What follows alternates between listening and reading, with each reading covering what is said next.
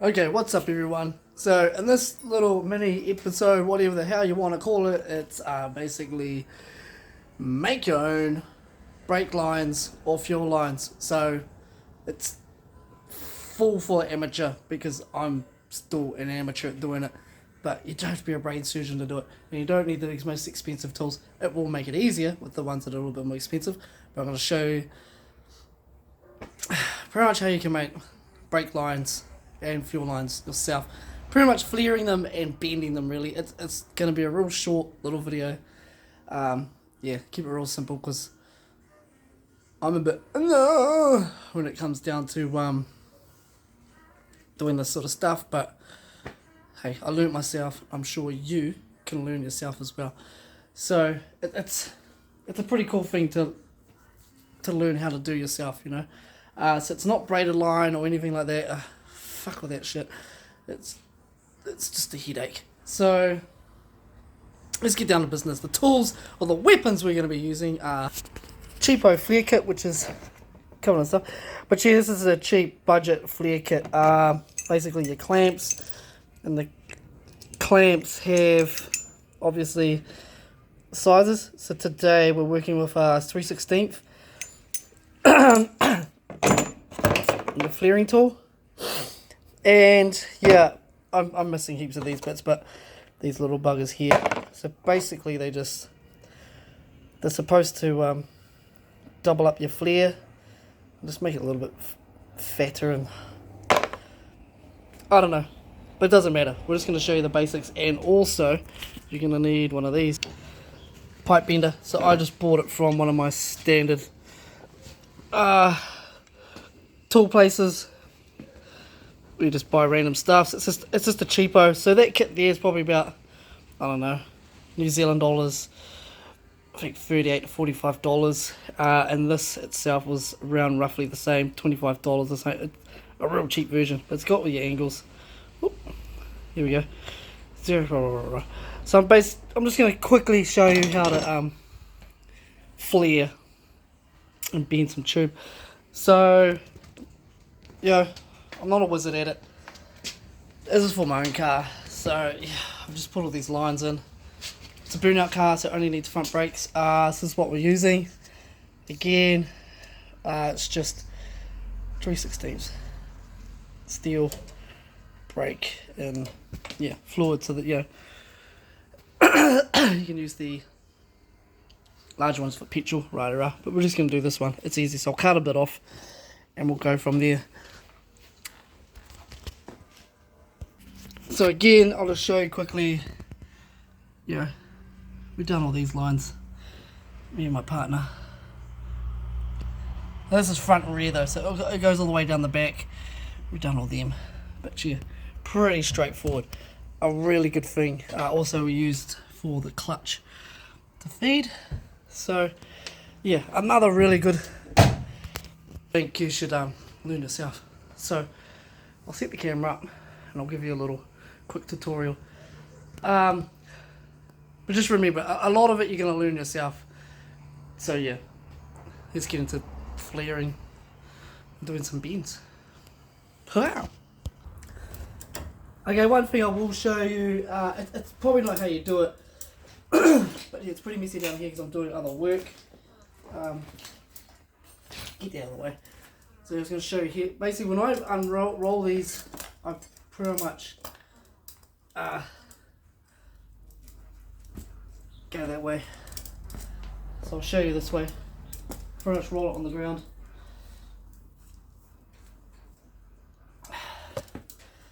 That makes it kind of relatively flat. So yeah, we just roll it. So put it on the ground. Sorry. Let's put it on the ground and then roll it with your foot on it. It'll come out relatively kind of flattish. It's pretty I know it's nothing like woohoo to know about, but if you try and, I've just felt when I try and undo it like this, it just ends up curving. But yeah, it's probably something you don't really need to care about, but hey, chuck it in there. Well, let's do this now. Alright, so the other difference is with like buying a more expensive one of these, Oh no, the flaring kit, it actually comes with a little cutter on it. You can cut these, so I use a cutting disc. So the first pointer of it is you need to try and cut those ends straight. So that's the hardest part. So these aren't straight. This one's probably straightish. So I'm not going to use it for anything. I'm just showing you how to use the tools. But yeah, try and not try. You have to. You have to cut that freaking straight as you can, because then when you flare it, it won't go in the right direction. So let's go get this freaking thing off. I should have done that first. So I'll just get, this is an old one that I need to use for my setup, so I'll just get this off, eh? Okay, got fucking pretty intense. Got pretty hot doing that, but you got it off. You see I take the jumper off. It's getting hot here in the morning. Anyway, who cares? So we're gonna use one of these. So yeah, I normally use the new ones, but I'm just using this one because I've used all my new ones. So pretty much read your little. So basically these are all 3/16 that you need. So we've got it on first. Put on the NED first, and then we're gonna go get this little bad boy here. So this is what I do, by the way. Like I'm probably totally doing it wrong, but it still freaking works. So yeah, and I'm not telling you how you should do it. I'm just telling you how you can do it. Okay, so don't get all like, oh, you should do this and maybe you do that. Like I'm just telling you, this is how you can do it. So wire levers. Clamp this in first, the end you got, and I'll leave normally that much there. You can read it though when you're clamping it. I mean, flaring it, you can see it and you can stop and bring it down a bit. And then we tie the opposite end up. It just closes it off properly. Sorry, my DIY skills tutorials are freaking useless, but it's just a pointer. Again, not telling what to do. So I clamp, zippity doodah, zippity day. Spin that sucker down there. Line it up. Lining it up can be fidgety widgety. It is a pain in the bum. Okay, so what I normally do is cock it against the clamp at this end anyway. It's just way easier if I do it at this end. Cock it there, put it on the angle, and then we're gonna just start going down. See, it doesn't matter how really you do it, but yeah, you can see it. I'll try and focus on there. I don't know if you can see it very well.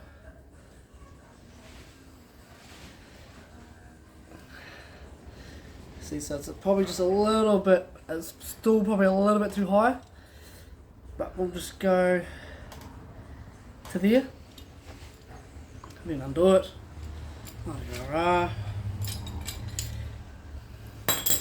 So you can see it was just a little bit too high. So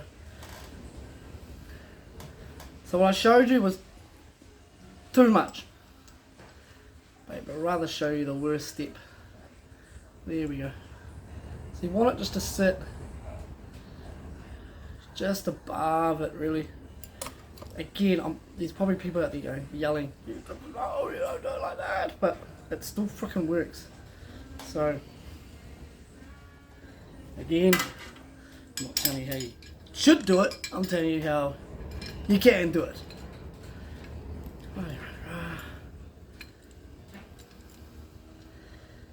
Yeah, just that if you have it too far up,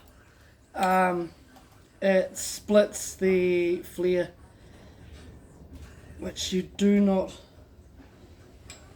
want that.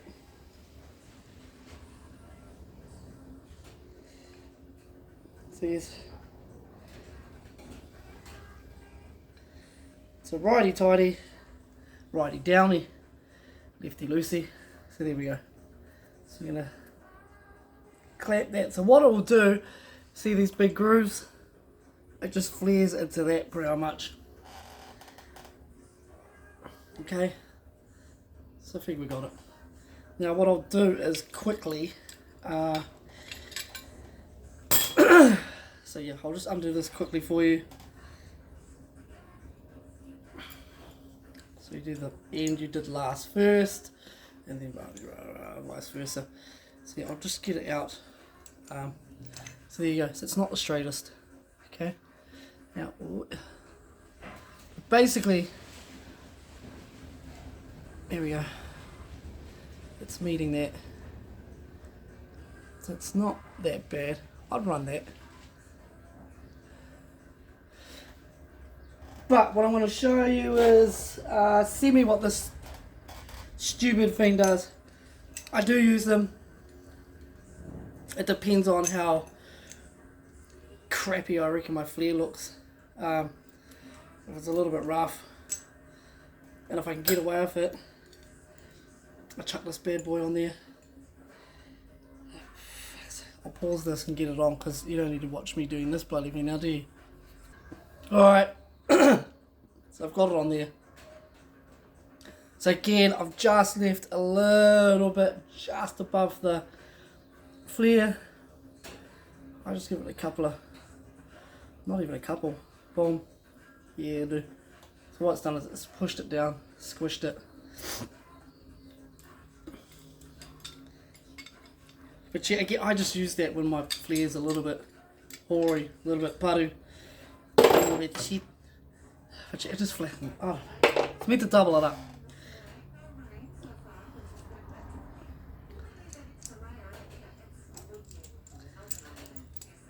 Yeah.